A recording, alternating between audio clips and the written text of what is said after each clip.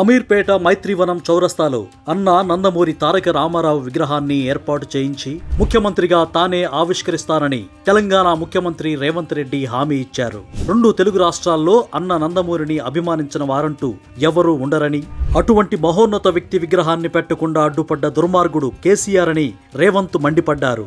ఆ దుర్మార్గుణ్ణి మూసీలో వేసి బొంద పెడతానన్నారు. జూబ్లీహిల్స్ ఉప ఎన్నికలో కాంగ్రెస్ పార్టీ తరఫున పోటీ చేస్తున్న నవీన్ యాదవ్ తరఫున ప్రచారం నిర్వహించిన రేవంత్ వెంగళరావు నగర్, ఎల్లారెడ్డిగూడలో పర్యటించారు. మాజీ మంత్రి పి జనార్దన్ రెడ్డి 1994 ఎన్నికల్లో ఎన్టీఆర్ ప్రభంజనాన్ని తట్టుకుని ఖైరతాబాద్ నియోజకవర్గం నుంచి విజయం సాధించారు. ఆ ఎన్నికల్లో టీడీపీకి 216 సీట్లు రాగా కాంగ్రెస్ పార్టీ కేవలం 26 స్థానాలకే పరిమితమైంది.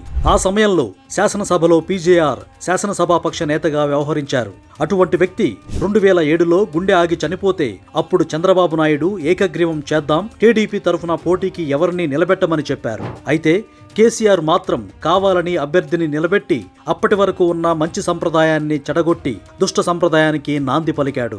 ఆ సమయంలో పీజేఆర్ భార్య, పిల్లలు చంద్రబాబు మాకు అండగా నిలబడ్డాడు, ఎన్నికను ఏకగ్రీవం చేద్దాం, మీరు కూడా సహకరించండి అడగడానికి కేసీఆర్ ఇంటికి వెళ్తే మహిళలని కూడా చూడకుండా గేటు బయట ఎండలో 3 గంటలు నిలబెట్టిన కనికరం లేని కసాయి అని, కావాలంటే ఇక్కడే ఉన్న పీజేఆర్ కూతురు విజయారెడ్డిని అడగండంటూ ప్రజలకు రేవంత్ ఆమెను చూపించారు.